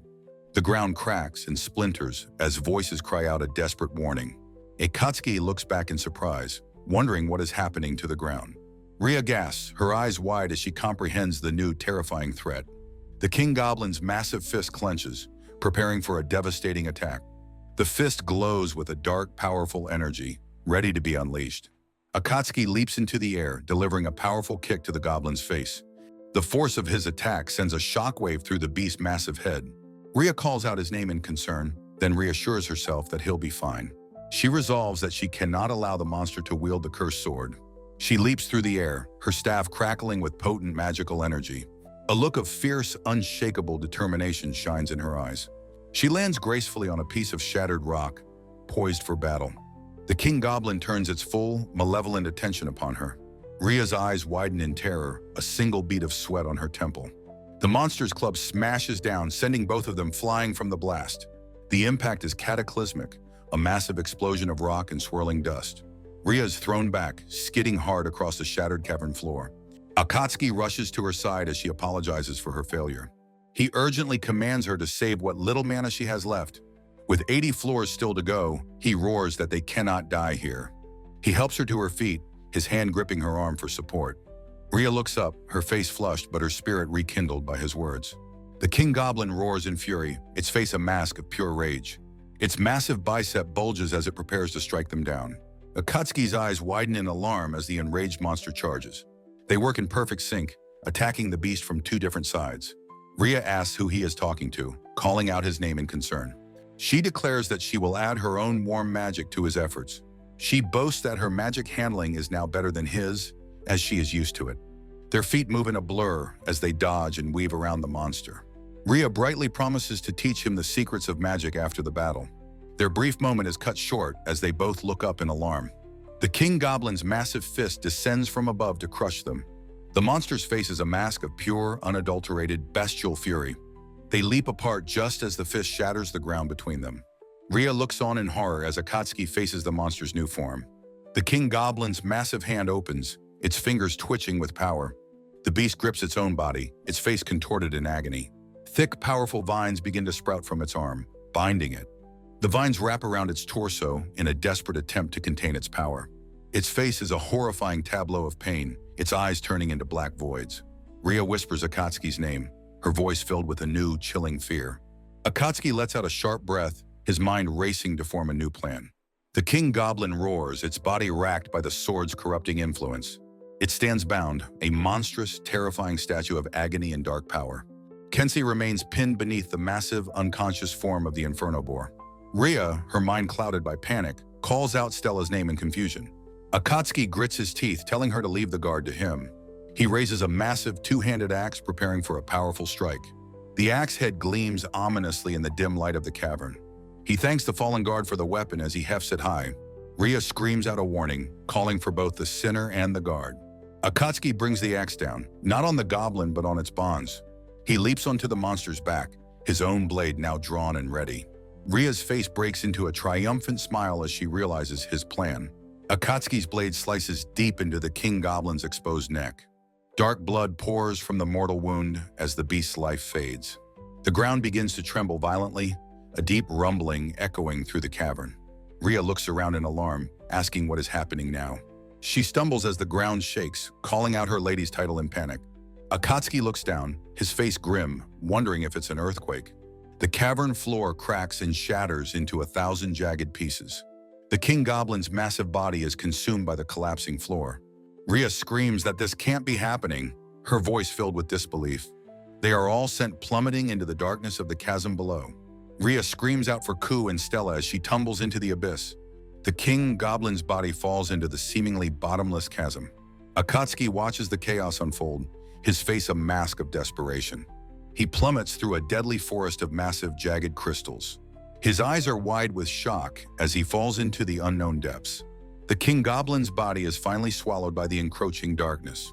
Rhea screams for Ku and Stella, her voice lost in the roaring chaos. The 12th chapter begins, showing Rhea falling into the dark abyss. She is lost in a swirling vortex of darkness and painful memories. The world explodes in a flash of light as her mind is overwhelmed. She tumbles through the darkness, her body weightless and out of control.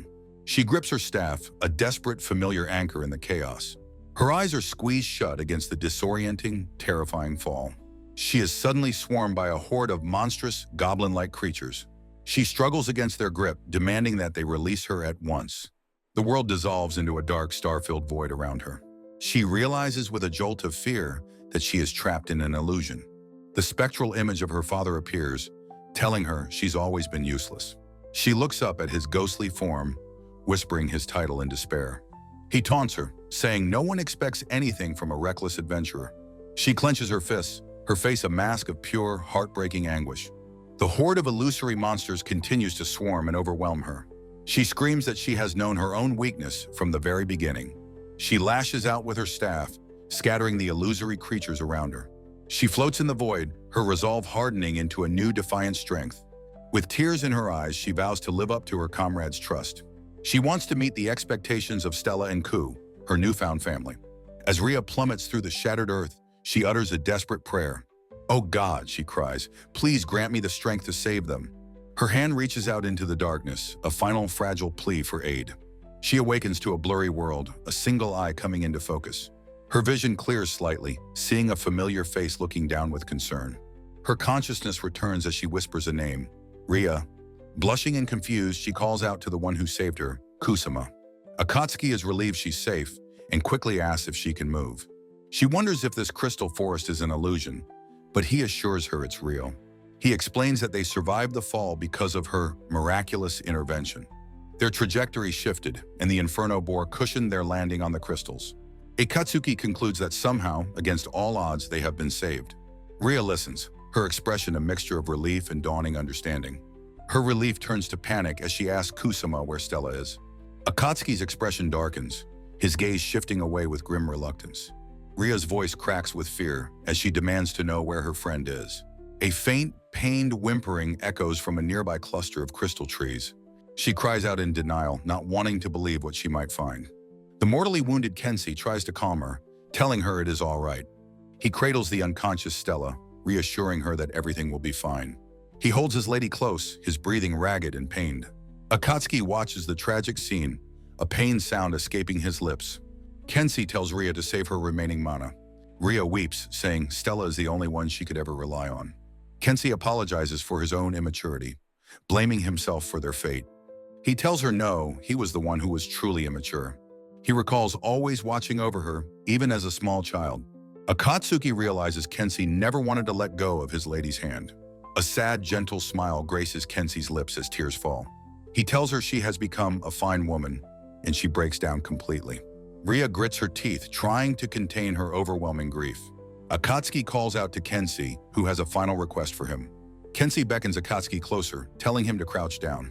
He presses the sinner's collar control device into Akatsuki's hand. Akatsuki stares at the device, stunned by the unexpected gesture. Kenshi explains this frees him, but brands Rhea a rebel in the process. Rhea looks on, her face streaked with tears, whispering Stella's name. Akatsuki understands the immense weight of Kenshi's final request. With his last breath, Kenshi entrusts his lady's future to Akatsuki. Akatsuki is left speechless, the heavy responsibility crashing down upon him. He grits his teeth, realizing the unfairness of Kenshi's sacrifice. A crystal golem erupts, and Rhea screams Stella's name in warning. Stella awakens, her gaze falling upon her fallen comrade. She realizes he gave her something, his final gift to her. Tears stream down her face as she understands the depth of his sacrifice. Kenzie's last words echo in her mind that he was always watching over her. Stella lets out a heart-wrenching scream of pure, unadulterated rage. The massive crystal golem looms over the fallen party members. Stella charges forward, a blur of motion, her sword held high. Her eyes blaze with a righteous, vengeful fury. The golem's own glowing eyes fix on its new target. Akatsuki and Ria watch in horror as Stella attacks the beast. They scream her name, powerless to stop her furious assault. The golem swats her aside with a casual, contemptuous blow. Stella cries out in pain as she is sent flying into the crystals. The cavern falls silent, the new overwhelming threat established. Akatsuki and Ria are left exhausted and alone in the vast cavern. Akatsuki curses, wondering what floor this is, with its unreadable monsters. He pants heavily, the immense stress and exertion taking their toll. Ria is curled into a ball, trembling from grief and fear. Akatsuki looks at her, his expression a mixture of pity and resolve. He reminds her she is now a rebel for freeing an apostle of an evil god. He concludes they have both unwittingly broken the rules of this world. He tells her that Hari has his own adventure, to find his sister, Yuna, in this world. He says that once they leave the labyrinth, his real journey begins. He offers her a choice, come with him, though her life will be lost. He will not refuse her, but she must be the one to decide. He respects her will, but if she chooses to continue, he will go on. He turns to leave, a solitary figure ready to face the abyss alone. Ria clutches Kenzie's earring, her tears falling onto the small token. She wipes her tears away with a rough, determined motion. She slaps her own cheeks, steeling her nerves for what comes next. Her eyes, though red from crying, now burn with an unshakable fire. She rises, ready to follow him into the unknown darkness. The next chapter begins, a new phase of their journey. Akatsuki takes a long, needed drink from his canteen. He sets down a small metal cup on a shard of crystal. He pours some water from the canteen into the cup for Ria. She accepts it with a quiet murmur of thanks. The chapter title page shows them together, Ria lamenting their predicament. A massive, ape-like monster with crystalline teeth looms over them. Akatsuki and Ria look up, their quiet moments shattered. The beast's face is a mask of intelligent, calculating malice. It turns and lumbers away, leaving them untouched but deeply unsettled. Ria watches it go, noting that it has left them alone. Akatsuki realizes he can't read its status, his pupil ability struggling. Ria looks at him, concerned and confused by this new development. Akatsuki decides they must avoid fighting at all costs, and she agrees. As they walk, Ria offers him a quiet, heartfelt apology. He tells her it is all right, his voice softening. They navigate a narrow, precarious ledge overlooking a deep chasm. They look up at the strange, alien flora of the deep labyrinth. They continue their careful trek along the dangerous path. Akatsuki's face is etched with exhaustion and determination. Ria looks at him, a new kind of trust forming between them. Their footsteps echo in the silence, a steady rhythm of shared purpose. Akatsuki notes this narrow path is better than the mana field before. They walk on, two rebels united against the darkness of the world. In the quiet of the cavern, Ria softly begins to ask a question. She wonders aloud if Stella was always this kind of person. Akatsuki looks away, his expression grim and unreadable, as he listens. He remains silent, lost in his own thoughts about the past. Instead of answering, he begins to speak of his sister, Yuna. Ria fondly recalls Stella as meddlesome, childish, and fiercely competitive. Akatsuki smiles, remembering Yuna as stronger and impossibly straightforward. She listens intently, taking in his words about his sister. He reveals he was an orphan, taken in by Yuna's family. Ria realizes the depth of their bond, referring to her as his sister. He nods slightly, confirming her understanding with a quiet grunt. He scoffs, mentioning they aren't even related by blood. She smiles, noting how he was always treated like a little brother. Ria shares her own story of a restrictive, lonely, noble upbringing. In her gilded cage, Stella was the only person she considered family. Akatsuki smiles, understanding the bond she shared with her knight. She recalls Stella patiently teaching her everything she needed to grow strong. They shared mischievous moments, sneaking food and getting scolded together. Ria declares tearfully that she is who she is because of Stella. Akatsuki listens with a quiet, profound understanding of her grief. A silent understanding passes between them as he simply says, "I see." Ria asks him to tell her more about himself once they escape. With a blush, she admits she wants to travel with him. A small, almost imperceptible smile touches Akatsuki's lips. They arrive before a colossal door carved with a fearsome dragon. Ria marvels at the door, while Akatsuki prepares for a boss fight. With grim determination, they decide to proceed into the chamber. Together, they push open the heavy ornate stone doors. The doors creak open, revealing an abyss of absolute darkness within. The chamber is unnervingly silent, with no sign of any presence. A faint metallic clinking from above puts Akatsuki on high alert. He shouts a warning, telling Ria to prepare for an attack from above. A massive, armored draconic creature crashes down before them. The beast speaks, congratulating them for having made it so far.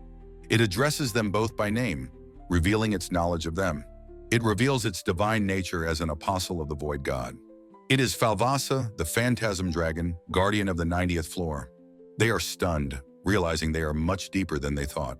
The dragon regards them with an ancient, reptilian intelligence. Without hesitation, they both draw their weapons, ready for battle. Falvasa acknowledges their courage, but states they cannot defeat it. It declares it will not attack, as their true opponent is already chosen. It singles out Akatsuki, telling him he must fight himself. A blinding flash of divine energy erupts from the apostle. Akatsuki cries out, clutching his head in excruciating pain. He finds himself transported to an empty, pitch-black void. A voice from the darkness agrees with his assessment. The voice mocks him, saying the void reflects his own emptiness. A perfect copy of himself appears, introducing itself as Akatsuki Sora. Holding a new blade, he questions if he must fight himself. The specter charges, their blades meeting in a shower of sparks. The force of the blow sends Akatsuki tumbling backward. The doppelganger taunts him, knowing his every move before he makes it. He cries out in pain, clutching a fresh wound on his shoulder. He glares back, his eyes filled with frustration and defiance. He grudgingly admits that his opponent knows him all too well. The specter declares that the enemy he must face is himself. He must confront the person he once was, Akatsuki Sora. He understands this is a trial he must overcome to grow stronger. He tells himself to ready his stance and face the challenge. The specter notes that Akatsuki cannot read its status. Akatsuki is confused as the specter fights in ways he never would. The specter chides him for overthinking and being consumed by his worries. His thoughts drift, consumed by a single desperate worry for Ria. The specter seizes his moment of distraction, crying out that he's found an opening. The blade of his past self flashes through the darkness toward him. Meanwhile, Ria gently strokes the massive dragon's snout. The dragon contentedly asks if she would like to be its caretaker. Ria politely refuses, and the dragon expresses its disappointment. The dragon laments that she could have had an easy life. Falvasa asks if she is worried about Akatsuki, which she denies. The dragon explains Akatsuki is in a trial and will return if he succeeds. She insists she is not worried about him, though her face betrays her. She kneels, wishing she could be a source of strength for him. She feels frustrated, doing nothing but grooming a beast while he fights. Falvasa reminds her that she already protected him once before. She argues that reckless help is a nuisance if she gets hurt. The dragon cryptically mentions that the god of luck will protect her. Ria is stunned and confused by the mention of a god of luck. She calls out the dragon's name, demanding an explanation. She asks what it means for the god of luck to protect her again. She realizes it must be connected to her own divine protection. She grabs the dragon's scales, begging it to tell her the truth. In the void, the two Akatsukis are locked in a final blinding clash. Akatsuki strains, pouring all his strength into the desperate struggle. His past self smirks, confident in its inevitable victory. Akatsuki creates distance, his mind racing for a new strategy. He tightens his grip on his blade, preparing for the next move. The simple guard of his sword is a stark contrast to the chaos.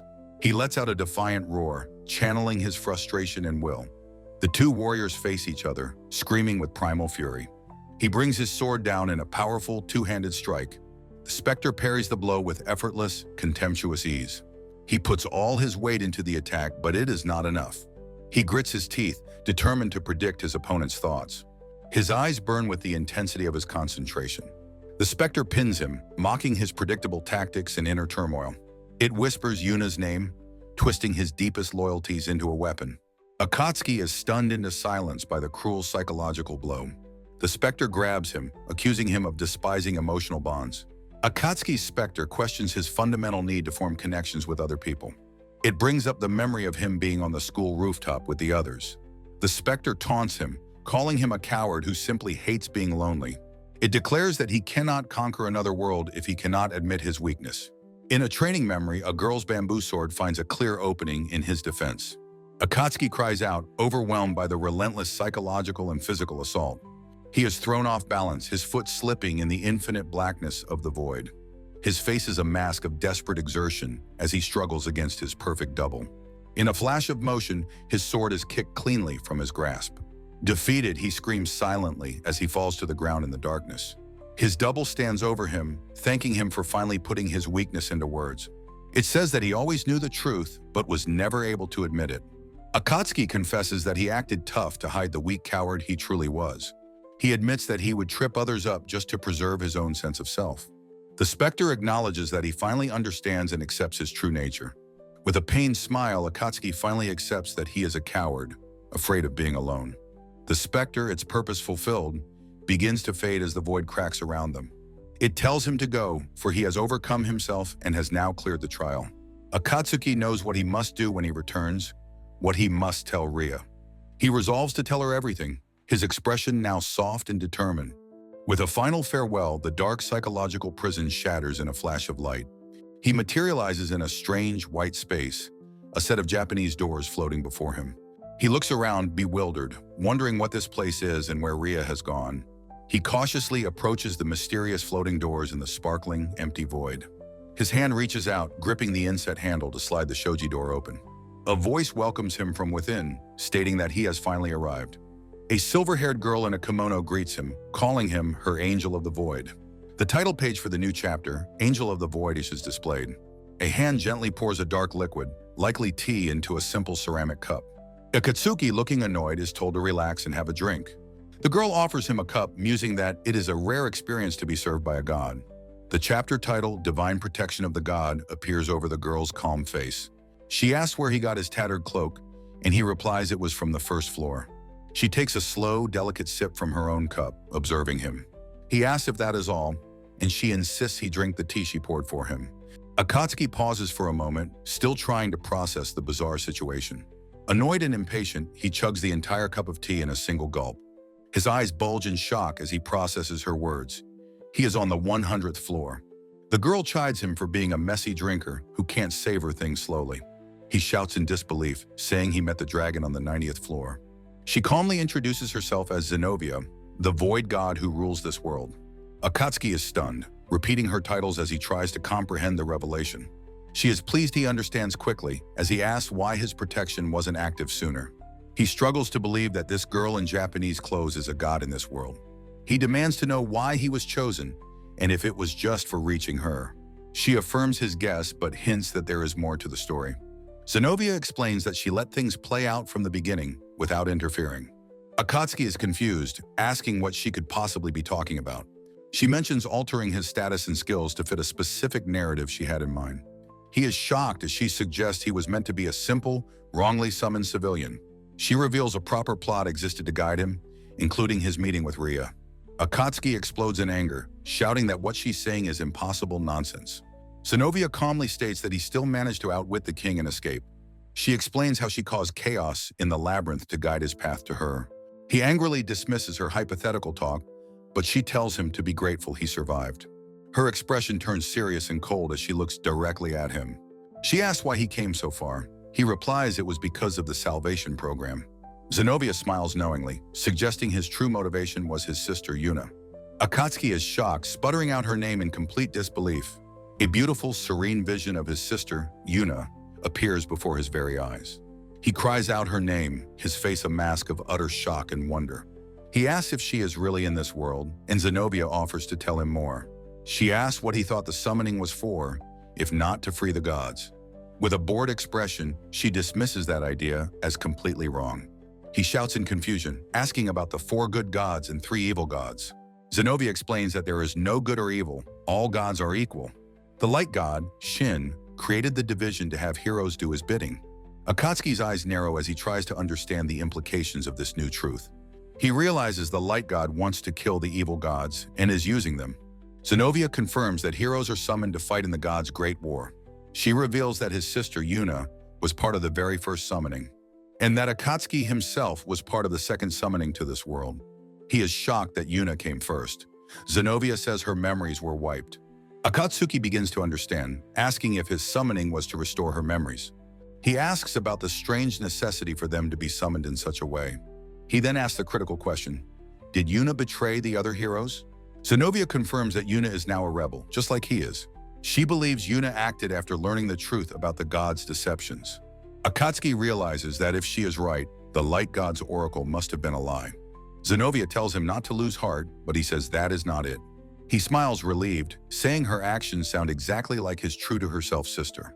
He asks if she knows where Yuna is, and Zenobia says she does, but she tells him he will not be able to meet her as her status has been judged. He demands to know why he can't do anything after coming all this way. Zenobia shouts that his success was only due to the power of luck.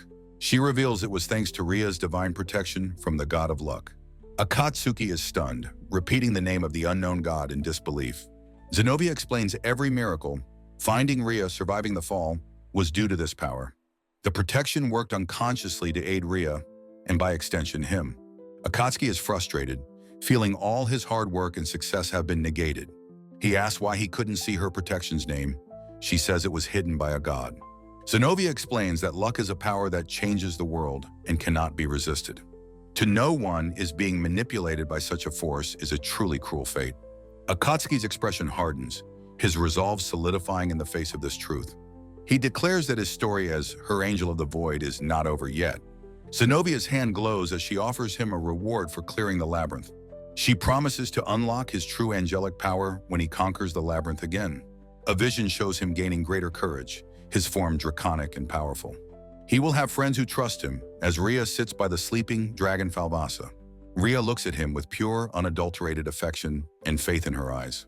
A great power, one that could save the entire world, was bestowed. Kuakatsuki stood transformed, a warrior forged in the labyrinth's dark depths. Ria's eyes filled with tears as she looked up, questioning her own name. She collapsed onto the cavern floor, overwhelmed by emotion and exhaustion. Akatsuki rushed to her side, helping the weeping girl to her feet. She clung to him, relieved beyond words that he was finally safe. He looked down, confused by her tears, and asked what was wrong. She wailed that her divine power was the cause of his suffering. His eyes widened as he processed her devastating, guilt-ridden confession. She explained that the dragon, Falvasa, had revealed the terrible truth to her. He stared in disbelief, the weight of the god's manipulation sinking in. The ancient dragon confirmed her words, calling it a profound secret of the gods. He looked down at the distraught girl still clinging to his chest. She looked up, her expression a mask of pure guilt and sorrow. He smiled gently, thanking her for staying with him through it all. Her eyes widened in surprise, a deep blush spreading across her cheeks. Overwhelmed by his kindness, she stumbled backward in flustered disbelief. She brandished a crystal axe, comically telling him not to joke around. She bumped her head against him, and they shared an awkward laugh. Her face broke into a radiant smile, declaring she was truly happy. He returned her smile, a genuine warmth finally reaching his own eyes. Ria declared it was time to leave and finally begin their journey. As he agreed, magnificent wings of void energy unfurled from his back. Ria gasped in awe as Falvasa confirmed he'd received the angel's wings. Akatsuki said it was a one-way trip, promising he would be back. The dragon confirmed his new title, the Angel of the Void God. He swept Ria into his arms, asking for her continued support. The dragon unleashed a brilliant pillar of light, lifting them upward. He held her close, a determined look on his face as they ascended. They shot through the darkness, leaving the oppressive labyrinth far below. They emerged into a rain-soaked world, their expressions somber and thoughtful. From high above, they gazed down upon the vast world below them. Silent tears streamed down Ria's face for the comrades they had lost. They flew across the vast open sky, finally free from their prison. They looked around in wonder, realizing they were finally outside. He held her, wondering where they could possibly go to escape their fate. Ria looked ahead with resolve, accepting their new status as rebels. He agreed they must find a place untouched by the world's rumors. He looked down, calling her name softly, his expression gentle. He asked what kind of adventure she wanted to have with him. She looked up, her eyes wide with surprise, her cheeks flushing. He listed simple dreams, camping, guild work, and trying new foods. He sighed, realizing their plans required money they did not have. She looked thoughtful, already working on a solution to their problem. She held up a dragon scale, wondering aloud how much it would sell for. His eyes widened, a slow, impressed grin spreading across his face. He praised her cleverness as they flew towards a new beginning. The epilogue began in a grand hall where a divine oracle descended. A messenger rushed through the halls carrying urgent, world-altering news. The news was of the summoned one, Ku Akatsuki, a sinner to be captured. The king learned he served an evil god alongside the traitor Yuna. The king stared in shock, realizing the summoned one was still alive. Fearing disaster, he ordered the immediate third summoning of heroes.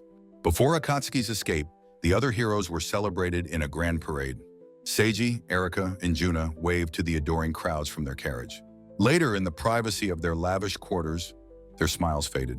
Seiji clutched his head, his mind consumed with worry for Akatsuki. They discussed his fate and the concerning news of a third summoning. Erika wondered if they would be forced to fight their old friend.